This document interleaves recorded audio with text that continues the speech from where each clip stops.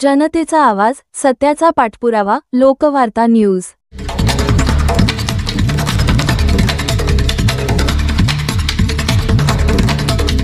महाराष्ट्र राज्य सरकारी कर्मचारी संघटनेचा महाराष्ट्र राज्य सरकारी कर्मचारी एकजुटीचा महाराष्ट्र राज्य सरकारी कर्मचारी एकजुटीचा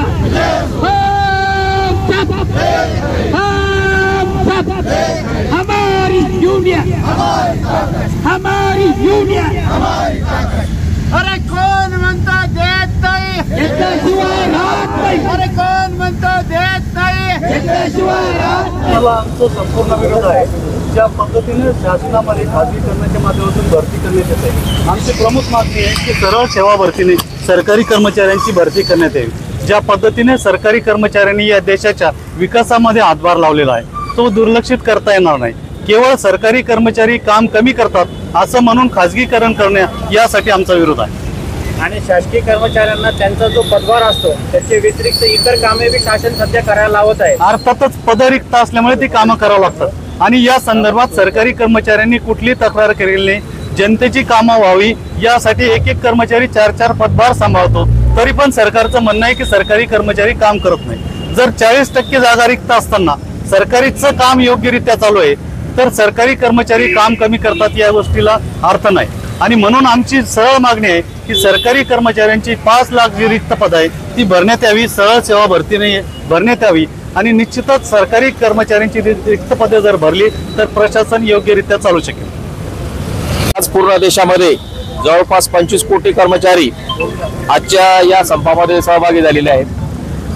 त्यांच्यामध्ये आमची संघटना सुद्धा सहभागी आहे। त्याच्यामध्ये राज्य मध्यवर्ती संघटना असेल, आमची जिल्हा परिषद कर्मचारी महासंघ असेल आणि विविध आमच्या ज्या संलग्न संघटना आहेत त्या सर्व सहभागी झालेल्या आहेत। आमची एकच मागणी आहे की जे मागे विरोध म्हणून आम्ही आजचं आंदोलन करत आहोत, जो पेन्शनचा आम्हाला पुढं अधिकार असणार नाही असं काहीतरी चर्चा ऐकली आहे।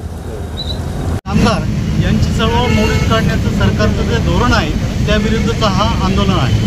राज्यातील सरकारी कर्मचाऱ्यांना पेन्शन योजना लागू करण्यात आली परंतु अद्यापर्यंत त्याची अधिसूचना जारी केलेली नाही, त्यामुळे आजचं हे आंदोलन आहे।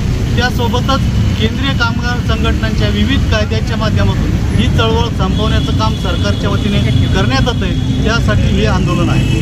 राज्य सरकारी कर्मचाऱ्यांची अनेक पदं रिक्त आहे, ही पदं तातडीने भरण्यात यावी अशी आमची आग्रही मागणी आहे। त्यासोबतच सरकारी कर्मचाऱ्यांच्या ज्या प्रमुख मागण्या आहेत ज्यामध्ये अनुकंप आहे, खाजगीकरण आहे आणि रिक्त पदे आहे हे भरण्यात यावे यासाठी हे आंदोलन आहे। या आंदोलनानंतर सुद्धा सरकारने याची दखल घेतली नाही तर सप्टेंबर महिन्यात पुढील आंदोलनाची दिशा ठरवण्यात येईल। ज्या पद्धतीनं 7 दिवसाचा बेमुदत संप सरकारी कर्मचाऱ्यांनी केला होता आणि राज्य शासनाच्या आश्वासनानंतर तो संप स्थगित करण्यात आलेला आहे, तो संप कायम करण्याचा सप्टेंबरमध्ये आमचा मनोदय आहे आणि सरकारी कर्मचाऱ्यांचा हा असंतोष दूर करण्यासाठी सरकारने योग्य ती पावले उचलावीत अशी अपेक्षा या निदर्शनाच्या माध्यमातून आहे।